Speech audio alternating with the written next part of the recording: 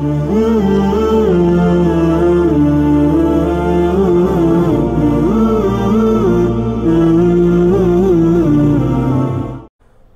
عليكم ورحمة الله وبركاته.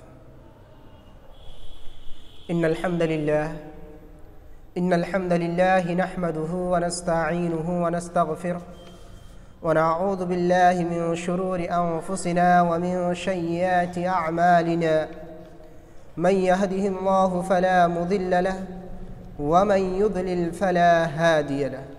وأشهد أن لا إله إلا الله وحده لا شريك له وأشهد أن محمدًا عبده ورسوله أرسله بالحق بشيرًا ونذيرًا وداعيًا إلى الله بإذنه وسراجًا منيرًا.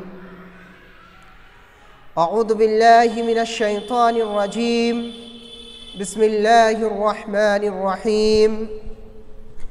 يا أيها الذين آمنوا اتقوا الله حق تقاته ولا تموتن إلا وأنتم مسلمون.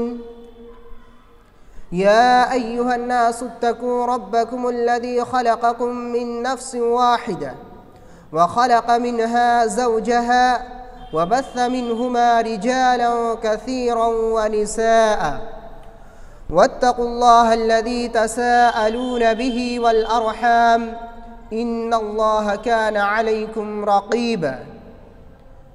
يا أيها الذين آمنوا اتقوا الله وقولوا قولا سديدا يصلح لكم أعمالكم ويغفر لكم ذنوبكم ومن يطع الله ورسوله فقد فاز فوزا عظيما. أما بعد فإن خير الحديث كتاب الله وخير الهدي هدي محمد صلى الله عليه وسلم وشر الأمور محدثاتها وكل محدثة بدعة وكل بدعة ضلالة وكل ضلالة في النار. أعوذ بالله من الشيطان الرجيم. بسم الله الرحمن الرحيم.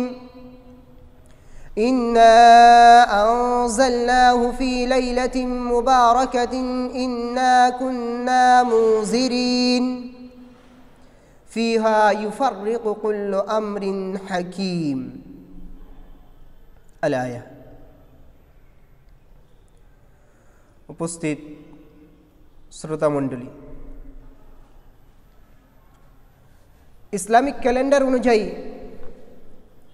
এটি হচ্ছে অষ্টম মাস, ৮ নম্বর মাস, অর্থাৎ শাবান মাস। আর আল্লাহ সুবহানাহু ওয়া তাআলা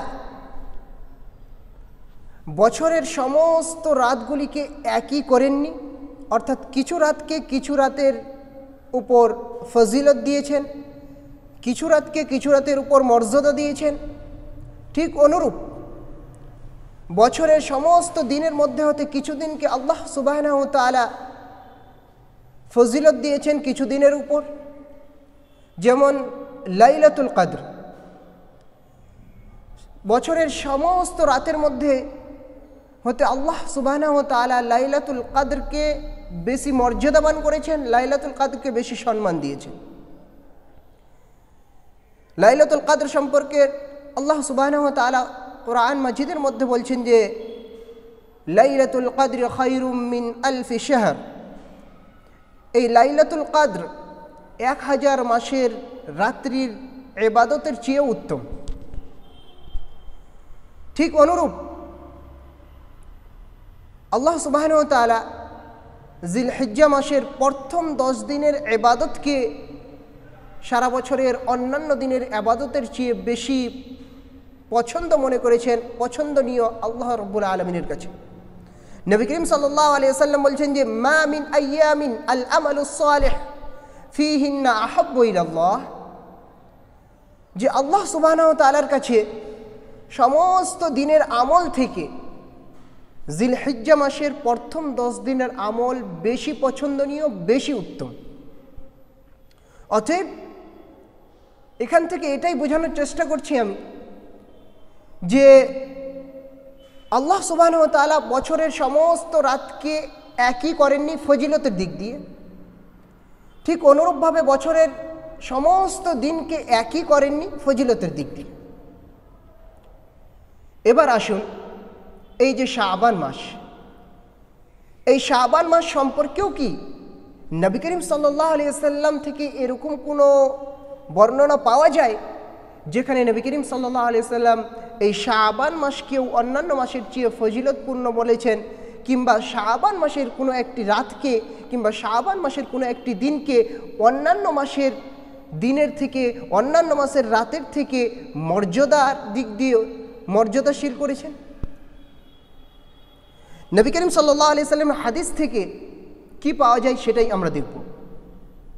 হযরত উসামা ইবনে যায়েদ রাদিয়াল্লাহু তাআলা আনহু বলছেন যে আমি নবী করিম সাল্লাল্লাহু আলাইহি ওয়াসাল্লামকে জিজ্ঞেস করলাম যে হে আল্লাহর রাসূল, আরাকা তাসুমু শাবানা লাম আরাকা তাসুমু শাহরান। হযরত উসামা ইবনে যায়েদ বলছেন যে হে আল্লাহর রাসূল, আরাকা তাসুমু শাবানা, আমি আপনাকে শাবান মাসে যত রোজা রাখতে দেখি, লাম আরাকা তাসুমু শাহরান, অন্য কোনো মাসে ততটা রোজা রাখতে তো দেখিনি। ব্যাপারটা কি? নবী করিম সাল্লাল্লাহু আলাইহি ওয়াসাল্লাম হযরত উসামা ইবনে যায়েদ রাদিয়াল্লাহু তাআলা আনহুকে বলছেন যে হে উসামা, যালিকা শাহরুন তাগফালুন নাসু ফিহি বাইনা রাজব ওয়া রমজান। নবী করিম সাল্লাল্লাহু আলাইহি ওয়াসাল্লাম যে হে উসামা, যালিকা শাহরুন, এটা এমন একটা মাস যেই মাসটা রাজব এবং রমজানের মধ্যবর্তী মাস।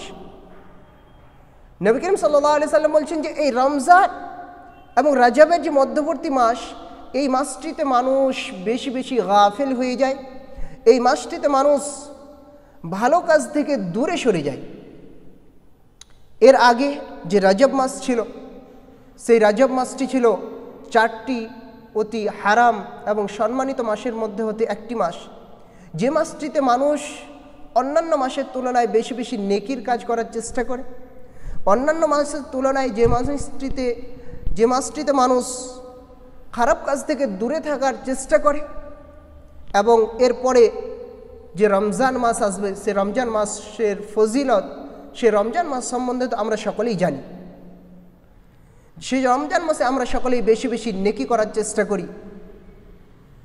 তো নবী করিম সাল্লাল্লাহু আলাইহি ওয়াসাল্লাম বলছেন যে এই দুইটি মাসের মিডিলে যে শাবান মাস রয়েছে, এই শাবান মাসে মানুষ গাফলাতের শিকার হয়ে যায়, এই শাবান মাসে মানুষ ভালো কাজ থেকে দূরে সরে যায়। রমজান মাসের জন্য তৈয়ারি, রমজান মাসের প্রস্তুতি গ্রহণ করতে লাগে এই শাবান মাসে। তো এই শাবান মাসে মানুষ বেশি বেশি গাফলাতের মধ্যে থাকে, এই শাবান মাস থেকে মানুষ বেশি গাফিল হয়ে যায় ভালো কাজ থেকে। তার জন্যই নবী করিম সাল্লাল্লাহু আলাইহি ওয়াসাল্লাম বলছেন যে আমি বেশি বেশি রোজা রাখি। নবী করিম সাল্লাল্লাহু আলাইহি ওয়াসাল্লাম আগে আরও বলছেন যে হে উসামা, এই শাবান মাসই হচ্ছে সেই মাস যেই মাসে মানুষের আমল, যেই মাসে বান্দার সারা বছরের আমল আল্লাহ সুবহানাহু ওয়া তাআলার কাছে উপস্থাপন করা হয়, আল্লাহ সুবহানাহু ওয়া তাআলার সামনে পেশ করা হয়। তো নবী করিম সাল্লাল্লাহু আলাইহি ওয়াসাল্লাম বলছেন যে আনা উহিব্বু আন ইউরফা আমালি ওয়া আনা সাইমুন, আর আমি এটা পছন্দ করি যে আমার আমল আল্লাহ সুবহানাহু ওয়া তাআলার সামনে পেশ করা হোক, আল্লাহর সামনে উপস্থাপন করা হোক এই অবস্থায় যখন আমি রোজা থাকি। তো এটি একটি হাদিস এই শাবান মাস সম্পর্কে, যে হাদিস থেকে আমরা প্রধানত 4টি জিনিস বুঝতে পারি। একটি, যে এই শাবান মাস নবী করিম সাল্লাল্লাহু আলাইহি ওয়াসাল্লাম বেশি বেশি রোজা রাখতেন, অতএব এই শাবান মাসে বেশি বেশি রোজা রাখা নবী করিম সাল্লাল্লাহু আলাইহি ওয়াসাল্লামের সুন্নত। নাম্বার 2, যেই সময় মানুষ বেশি গাফিল হয়ে পড়বে, যেই সমাজে এমন কোনো আমল থেকে মানুষ দূরে সরে যাবে, ওই সমাজে সেই আমলটা করা অনেক গুরুত্বপূর্ণ কাজ। যে সমাজে ফজরের নামাজে মুষ্টিময় কয়েকজন মুসাল্লি নিয়ে জামাত হয়, সে সমাজে ফজরে ঘুম থেকে উঠে ফজরের সালাত জামাত সহকারে আদায় করা এটা অনেক বড় গুরুত্বপূর্ণ কাজ। যেই সমাজে বেপর্দা আম হয়ে গিয়েছে, যেই সমাজের নারীরা খোলামেলায় ভাবে বাইরে ঘোরাফেরা করে, সে সমাজে আল্লাহ সুবহানাহু ওয়া তাআলার দেওয়া বিধান অনুযায়ী পর্দার মধ্যে রেখে চলাফেরা করা অনেক গুরুত্বপূর্ণ কাজ। ঠিক যে সমাজে যুবকরা দাড়ি রাখলে তাকে কটাক্ষ করা হয়, যে সমাজে যুবকরা যদি দাড়ি বড় দিয়ে নিজের চেহারাটাকে সুসজ্জিত করে তাকে দেখে কটাক্ষ করা হয়, সে সমাজে যদি যুবকরা দাড়ি রেখে নিজের চেহারাটাকে সুন্দর করে, এটা অনেক গুরুত্বপূর্ণ কাজ। তো অর্থাৎ যখন মানুষ একটা আমল থেকে গাফিল হয়ে যাবে, ঠিক সেই সময় সেই আমলটা করা অনেক গুরুত্বপূর্ণ কাজ। নাম্বার 3, যে শাবান মাসে সমস্ত বান্দার সারা বছরের আমল আল্লাহ সুবহানাহু ওয়া তাআলার সামনে উপস্থাপন করা হয়, আল্লাহ সুবহানাহু ওয়া তাআলার কাছে পেশ করা হয়। নাম্বার 4, এই হাদিস থেকে এটাও প্রমাণিত হয় যে নবী করিম সাল্লাল্লাহু আলাইহি ওয়াসাল্লাম আল্লাহ সুবহানাহু ওয়া তাআলাকে দেখে কতটা ভয় করতেন, যে নবী করিম সাল্লাল্লাহু আলাইহি ওয়াসাল্লাম একদিন মাসুম আনিল খাতা, তিনার সমস্ত গুনাহ মাফ করা সত্ত্বেও তিনি আল্লাহকে দেখে ভয় করছেন যে আমার আমল আল্লাহ সুবহানাহু ওয়া তাআলার কাছে পেশ করা হবে এমতো অবস্থায় যখন আমি রোজা থাকি। কারণ রোজাই এমন একটি আমল যা আমাদের অন্তরে, আমাদের ভিতরে আল্লাহ ভীরুতা সৃষ্টি করে, আল্লাহর ভয় সৃষ্টি করে। তো এই হাদিস থেকে আমরা এই 4টি বিষয় বুঝতে পারলাম। তো শাবান মাসের এই 4টি বিষয় এই হাদিস থেকে স্পষ্ট হয়। চলুন আরেকটি হাদিস দেখা যাক। হযরত আয়েশা রাদিয়াল্লাহু তাআলা আনহা একটি হাদিস বর্ণনা করছেন। হযরত আয়েশা রাদিয়াল্লাহু তাআলা আনহা বলছেন যে মা রাআইতুন নবী সাল্লাল্লাহু আলাইহি ওয়াসাল্লাম ফি সাহরিন আকসার সিয়ামান মিনহু ফি শাবান। হযরত আয়েশা রাদিয়াল্লাহু তাআলা আনহা বলছেন যে আমি নবী করিম সাল্লাল্লাহু আলাইহি ওয়াসাল্লামকে এই শাবান মাসের চেয়ে অন্য কোনো মাসে, এই শাবান মাসের চেয়ে বেশি রোজা রাখতে অন্য কোনো মাসে দেখিনি। হযরত আয়েশা বলছেন যে আমি নবী করিম সাল্লাল্লাহু আলাইহি ওয়াসাল্লামকে অন্য কোনো মাসে ততটা রোজা রাখতে দেখিনি যতটা নবী করিম সাল্লাল্লাহু আলাইহি ওয়াসাল্লাম এই শাবান মাসে রোজা রাখতেন। তাহলে এই 2টি হাদিস থেকে একটা জিনিস স্পষ্ট হয় যে এই শাবান মাসে নবী করিম সাল্লাল্লাহু আলাইহি ওয়াসাল্লাম বেশি বেশি রোজা রাখতেন। কিন্তু আমরা কি করেছি? আমরা এই শাবান মাসের মধ্যে হতে একটি রাতকে বেছে নিয়েছি যে আমরা তাহাজ্জুদ পড়ব, শুধু ওই রাতটাতেই তাহাজ্জুদ পড়ব। এই শাবান মাসের মধ্যে আমরা একটি দিনকে বেছে নিয়েছি যে আমরা রোজা রাখবো, তো শুধু সেই ওই দিনটিতেই রোজা রাখবো, অর্থাৎ 15ই শাবানেই আমরা রোজা রাখবো, আর 15 শাবানের রাত্রেই আমরা তাহাজ্জুদ পড়ব। এটা আমরা বেছে নিয়েছি। ব্রাদার ইন ইসলাম, এই ইসলাম ধর্ম, এই দ্বীন-এ ইসলাম একটা পরিপূর্ণ জীবন ব্যবস্থা। যে ইসলাম ধর্মকে আল্লাহ সুবহানাহু ওয়া তাআলা আজ থেকে 1450 বছর আগেই এটাকে পরিপূর্ণ করে গিয়েছেন। আল্লাহ সুবহানাহু ওয়া তাআলা বলছেন যে আল ইয়াউমা আকমালতু লাকুম দীনাকুম, আজ আমি তোমাদের জন্য এই দ্বীন-এ ইসলাম অর্থাৎ তোমাদের দ্বীনকে পরিপূর্ণ করে দিলাম। ওয়া আতমামতু আলাইকুম নি'মাতি, আমি আমার নিয়ামতকে তোমাদের জন্য পরিপূর্ণ করে দিলাম। ওয়া রাযীতু লাকুমুল ইসলাম দীনা, আর তোমাদের জন্য এই দ্বীন-এ ইসলামকে আমি চয়ন করে নিলাম, দ্বীন-এ ইসলামকে বেছে নিলাম। এই দ্বীন-এ ইসলাম যা একটি পরিপূর্ণ দ্বীন, আর এই 1400 বছর অর্থাৎ নবী করিম সাল্লাল্লাহু আলাইহি সাল্লাম চলে যাওয়ার পরে এবং আল্লাহ সুবহানাহু ওয়া তাআলার এই আয়াতে অবতীর্ণ করার পরে এই দ্বীনের ভিতর কিঞ্চিত পরিমাণ কিছু আমরা প্রবেশও করতে পারি না, কিঞ্চিত পরিমাণ কোনো কিছু আমরা এই দ্বীনের যে দায়রা রয়েছে, দ্বীনের যে বর্ডার রয়েছে, সেখান থেকে আমরা বাড়াতেও পারি না, সেখান থেকে আবার ঘটাতেও পারি না, কমাতেও পারি না। এটাই হচ্ছে দ্বীন-এ ইসলাম। আর এই দ্বীন-এ ইসলাম যেটা 1400 বছর পূর্বেই কমপ্লিট হয়ে গেছে, যেখানে নবী করিম সাল্লাল্লাহু আলাইহি ওয়াসাল্লাম এই শাবান মাসের কোনো দিনকে নির্ধারণ করে নেননি, বেছে নেননি ইবাদতের জন্য, নবী করিম সাল্লাল্লাহু আলাইহি সাল্লাম এই শাবান মাসের কোনো রাতকে বেছে নেননি ইবাদতের জন্য।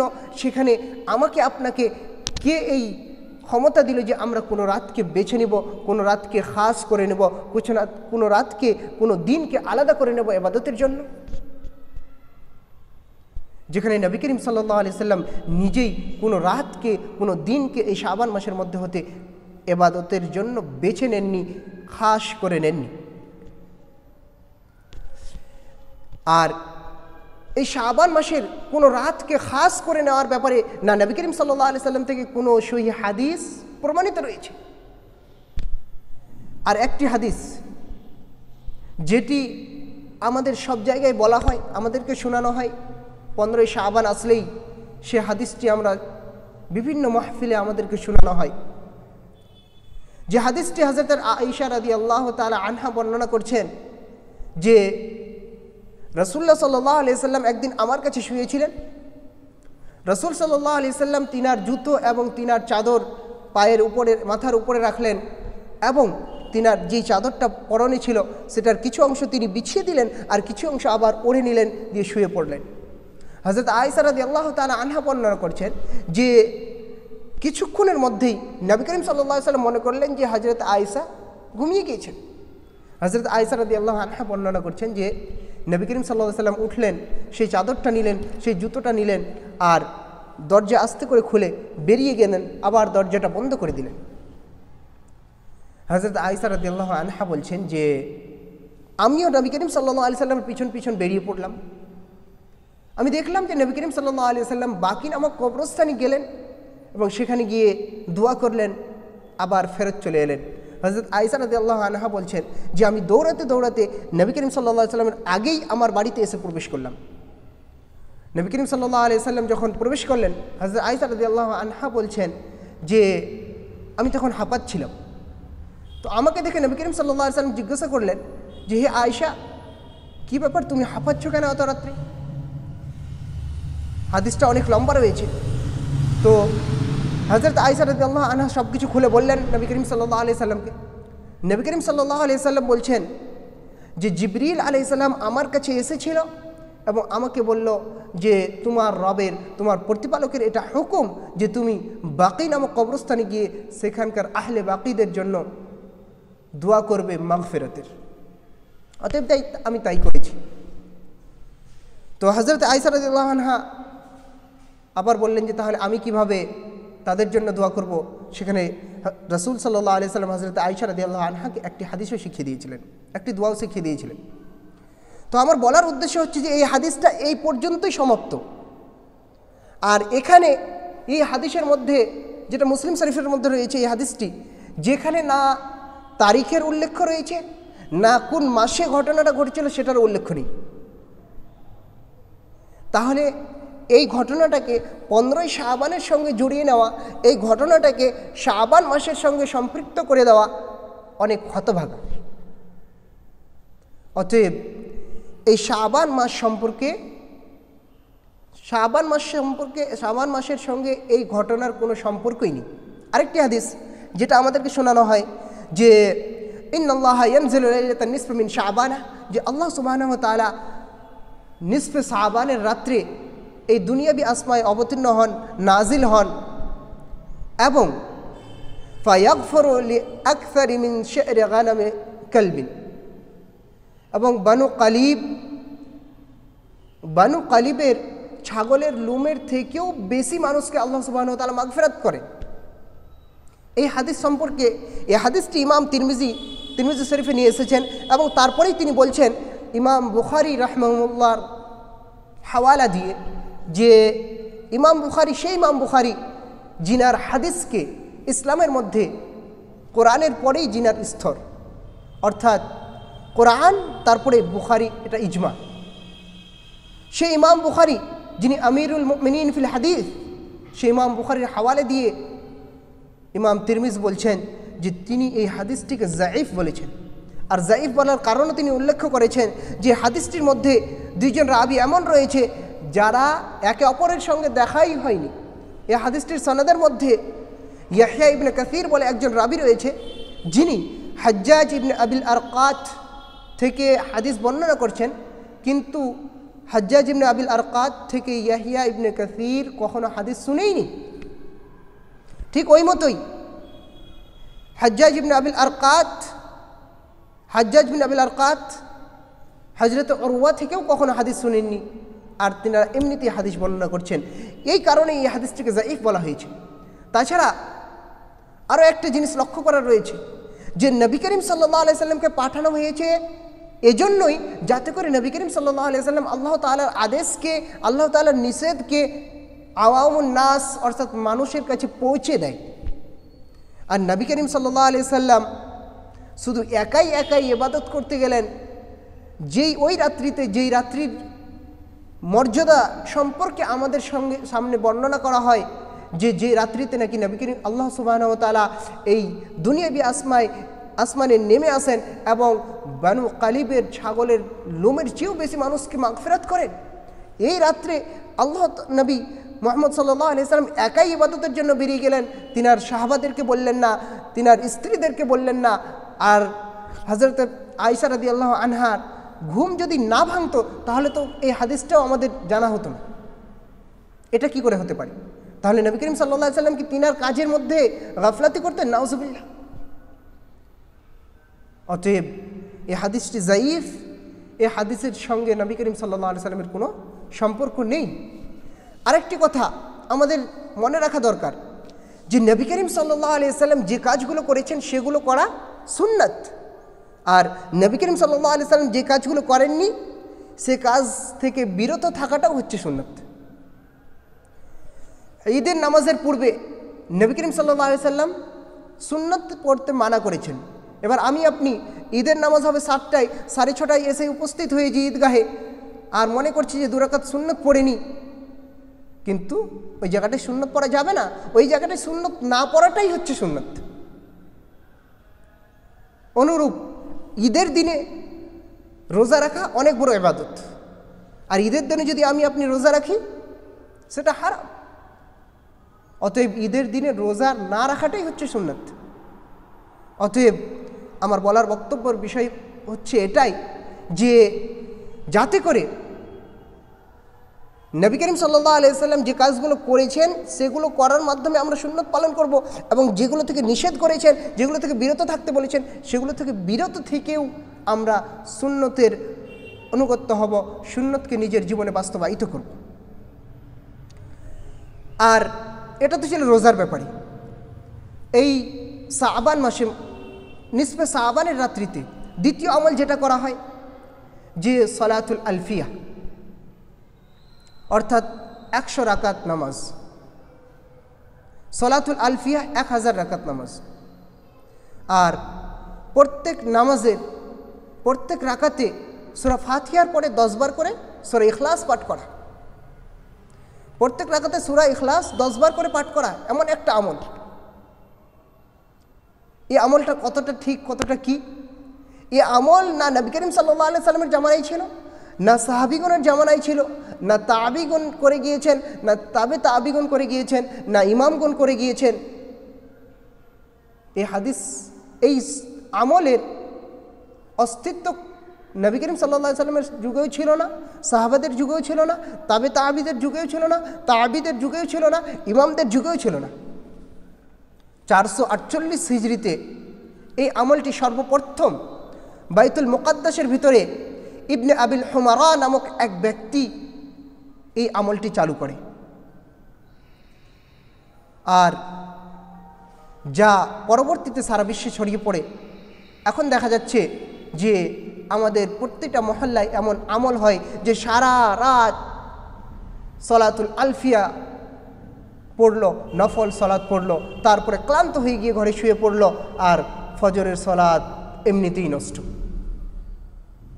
সেই ফজরের সলাত এমনিতেই নষ্ট যেই সলাতের ব্যাপারে নবী করিম সাল্লাল্লাহু আলাইহি সাল্লাম বলছেন যে মান সাল্লা সালাত সুবহি ফাহুয়া ফি জিম্মাতিল্লাহ, যে ব্যক্তি ফজরের সলাত জামাতের সঙ্গে আদায় করলো সে আল্লাহর জিম্মায় হয়ে গেল, সে আল্লাহর হেফাজতে হয়ে গেল, সে ব্যক্তিকে আল্লাহ রাব্বুল আলামিন নিজে প্রোটেকশন দেওয়ার ওয়াদা করছেন। তাহলে আমরা কত বড় হতভাগা যে যেই নামাজের বদলাস্বরূপ আল্লাহ তাআলা নিজেই আমাদের হেফাজতের দায়িত্ব নিচ্ছেন। যেই নামাজের বদলাস্বরূপ আল্লাহ সুবহানাহু ওয়া তাআলা নিজেই আমাদেরকে প্রোটেকশন দিচ্ছেন, সে নামাজকে ছেড়ে আমরা সেই নফল ইবাদতের পিছনে ভাগছি যেই নফল ইবাদতের কোনো অস্তিত্বই নেই নবী করিম সাল্লাল্লাহু আলাইহি সাল্লামের হাদিসে। এটা তো ছিল নামাজ এবং রোজার ব্যাপারে। কিন্তু সবথেকে বড় আশ্চর্য লাগে এই জায়গাটায় যে যেখানে এই শবে বারাতকে একটা অনেক বড় তেহওয়ার, এই শবে বারাতকে একটা অনেক বড় ইসলামিক উৎসব বলে পালন করা হয়। এই শবে বারাত সম্পর্কে যেখানে কোনো অস্তিত্ব নেই, সেই শবে বারাতকে একটা ইসলামিক উৎসব ধরে উৎসব অনুরূপে পালন করা হচ্ছে, এটাই সব থেকে আশ্চর্যের ব্যাপার। আর সেখানে কি করা হচ্ছে? সেখানে প্রধানত 3টি কাজ করা হচ্ছে। যে সেই রাত্রিতে হালুয়া রুটি বানানো হচ্ছে, এক। দ্বিতীয়ত আতশবাজি করা হচ্ছে, বম ফোটানো হচ্ছে, ভটকা ফোটানো হচ্ছে।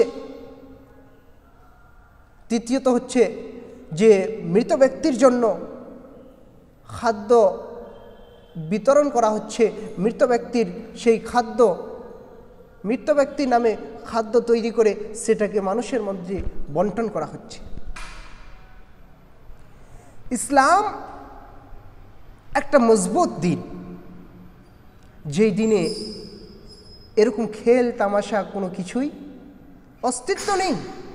ইসলাম এতটাই মজবুত দিন যে যার ভিতরে আতশবাজি, বম ফোটানো এগুলো তো নেই, এই ধারে কাছে যাওয়াটাও সঠিক নয়।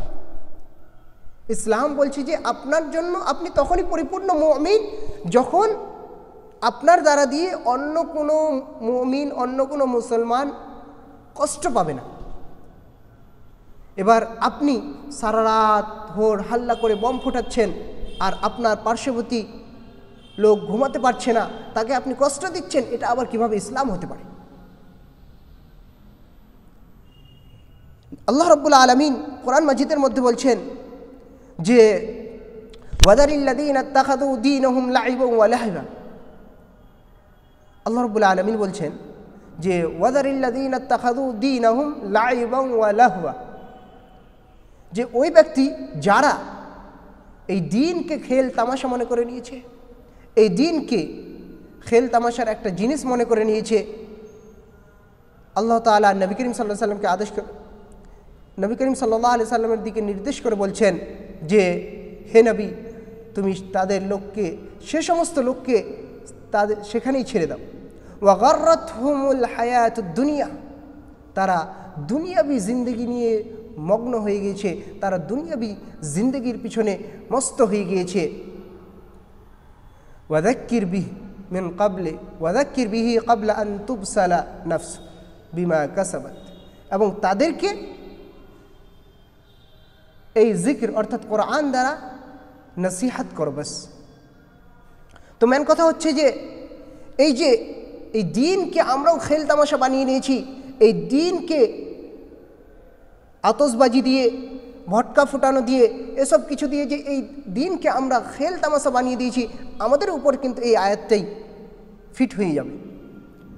অতএব এই আয়াত, এই দিনটিকে অর্থাৎ দ্বীন-এ ইসলামকে যেভাবে আল্লাহ সুবহানাহু ওয়া তাআলা যেভাবে এই দ্বীন-এ ইসলামকে অবতীর্ণ করেছেন, পরিপূর্ণ করে গিয়েছেন, সেই মোতাবিক যদি আমরা দ্বীন-এ ইসলামকে পালন না করতে পারি, তাহলে সেই দ্বীন-এ ইসলাম কাল কিয়ামতের মাঠে আমাদের থেকে কবুলও করবেন না আল্লাহ তাআলা। অতএব যে এই হালুয়া খাওয়া, হালুয়া রুটি বানানো, এটা কতটা ঠিক? কোনো হাদিস থেকেই হালুয়া রুটি বানানো, হালুয়া খাওয়া এমনটা তো প্রমাণিত নেই। আবার যারা খায় তারা একটা দলিল দেয় যে এটা খাওয়া সুন্নত, যে নবী করিম সাল্লাল্লাহু আলাইহি সাল্লাম যখন উহুদের যুদ্ধে তিনার দাঁত শহীদ হয়ে গিয়েছিল, দাঁত ভেঙে গিয়েছিল, তখন নবী করিম সাল্লাল্লাহু আলাইহি সাল্লাম শক্ত কোনো জিনিস খেতে পারতেন না, তখন হালুয়া বানিয়ে খেয়েছিলেন।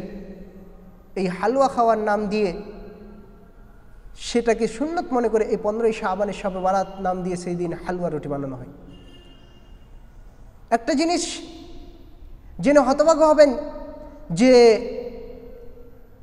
গজওয়ায়ে উহুদ হয়েছিল শাবান, রমজান, শাওয়াল, অর্থাৎ শাওয়াল মাসে।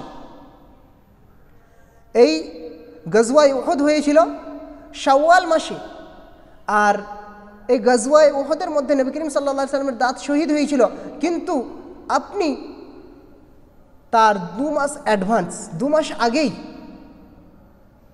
হালুয়া রুটি খাওয়ার নাম করে সেই রসুল সাল্লাল্লাহু আলাইহি সাল্লামের দাঁত ভাঙা হালুয়া রুটি খাওয়াটাকে মনে করিয়ে সেটাকে সুন্নত বলে তার 2 মাস আগেই আপনি হালুয়া রুটি বানিয়ে খাচ্ছেন। তারিখের সঙ্গে তো কোনো গরমিলই নেই। আর হালুয়া রুটি খাবেন আপনি সারা বছর খান, কোনো অসুবিধা নেই, কিন্তু হালুয়া রুটি খাবেন সেজন্য আপনি দিনের নাম নেবেন, হালুয়া রুটি খাবেন সেটাকে আপনি দিনের একটা ইবাদত বলে ইবাদত বানিয়ে দেবেন, এই অধিকার আমাকে আপনাকে দিল কি? অতএব এই হালুয়া রুটি যার কোনো দিনের মধ্যে অস্তিত্বই নেই, হালুয়া রুটি খাওয়াটা মানা নেই, আপনি খান, সারা বছর খান, কিন্তু আপনি এই হালুয়া রুটি খাওয়ার নাম করে দিনের মধ্যে সেটাকে অন্তর্গত করবেন আর বলবেন যে এটা হচ্ছে দিন, এই অধিকার দিল কি আপনাকে? ঠিক সে মতোই সারা রাত আপনি হোর হাল্লা করে আতশবাজি করবেন, বম ফুটাবেন, আর এটা হচ্ছে সেই কওম, যে সম্প্রদায় আজ ক্ষুধায় মৃত্যুবরণ করছে, ক্ষুধার জ্বালায় মরছে, যে কওমের মহিলারা আজ বিধবা হচ্ছে, যে সম্প্রদায়ের বুজুর্গদেরকে, বয়স্ক ব্যক্তিদেরকে আজ তাদের উপর নির্যাতন করা হচ্ছে, সে সম্প্রদায় আজ হোর হাল্লায় মেতে রয়েছে, সে সম্প্রদায় আজ ফুজুল খরচ, অপচয় এতটা বেড়ে গিয়েছে যে এই 15ই শাবানে নাই করে কত যে অর্থ ব্যয় করা হয় শুধু এই বম ফাটানোর পিছনে, যেখানে আল্লাহ সুবহানাহু ওয়া তাআলা বলছেন যে ইন্নাল মুবাদদিরিনা কানু ইখওয়ানা শায়াতিন, যে নিশ্চয়ই সেই অপচয়কারীরা হচ্ছে শয়তানের ভাই। আর আপনি সেই দিনের নাম নিয়ে অপচয় করছেন, বম ফাটাচ্ছেন, আপনি একজন বুজুর্গ হয়ে আপনার সন্তানদেরকে বম কিনে নিয়ে এসে দিচ্ছেন, এই স্বভাব পায় কী করে? এটা স্বভাব পায় কী করে? আরেকটা বিষয় যেটা 3 নম্বর কাজ হয়, যে মৃত ব্যক্তিদের নাম করে তাদের জন্য কিছু খাবার তৈরি করে বন্টন করা হয়, এটা কতটা কি? দেখুন, মৃত ব্যক্তি সম্বন্ধে আমরা দুটোই কাজ করতে পারি। এক, সাদকা তার পক্ষ থেকে, দ্বিতীয়ত হচ্ছে তার জন্য দোয়া, মাগফিরাত চাওয়া। এই দুটো কাজ ছাড়া আমরা যাই করি না কেন তাদের কাছে কিছুই পৌঁছাবে না। মৃত ব্যক্তির নামে আমরা সাদকা করতে পারি, আর তার জন্য কোনো নির্দিষ্ট টাইম নেই, নির্দিষ্ট সময় নেই, নির্দিষ্ট দিন নেই, কোনো নির্দিষ্ট মাসও নেই যে এই টাইমটাই আমাকে, এই দিনটাতে সে মৃত্যুবরণ করেছিল তাই এই দিনেই আমাকে তার নাম করে সাদকা করতে হবে, এমনটা নয়।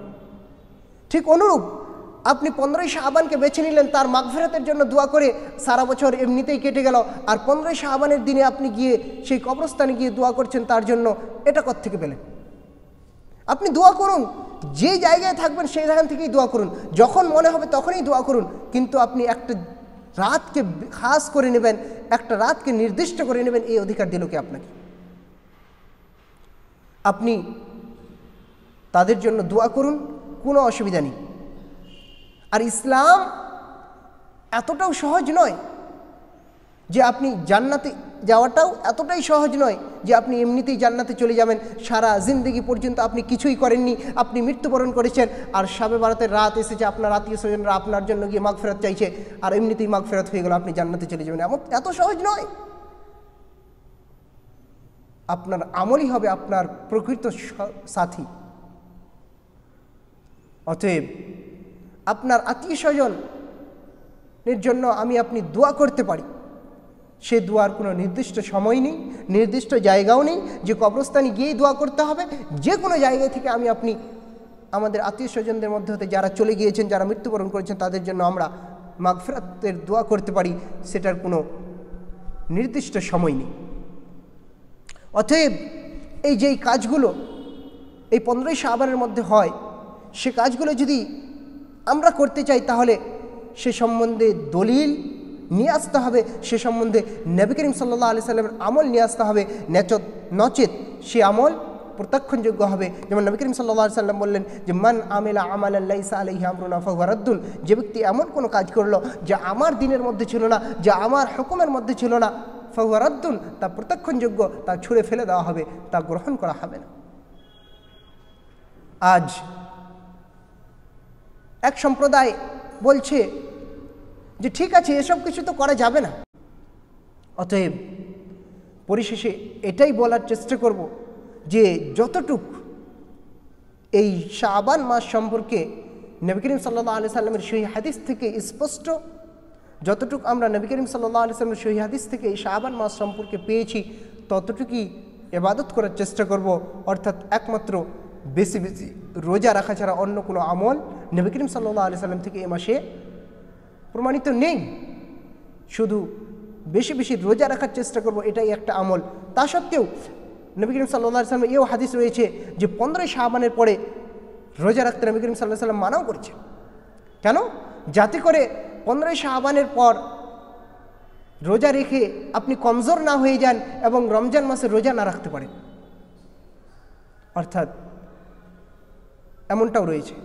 তো যেটা নবী করিম সাল্লাল্লাহু আলাইহি সাল্লামের কাছ থেকে স্পষ্ট রয়েছে সেটাই আমরা আমল করার চেষ্টা করব এবং আল্লাহ সুবহানাহু ওয়া তাআলা যেন আমাদের সকলকেই শাবান মাসের আমলকে বোঝার এবং সে মোতাবেক আমল করার তৌফিক দান করেন এবং শাবান মাসের প্রচলিত বিদআত থেকে পরিত্রাণ দেয় এবং শাবান মাসের প্রচলিত বিদআত থেকে বেঁচে থাকার তৌফিক দান করেন। আমিন। ওয়া আখিরু দাওয়ানা আলহামদুলিল্লাহি রাব্বিল আলামিন। আসসালামু আলাইকুম।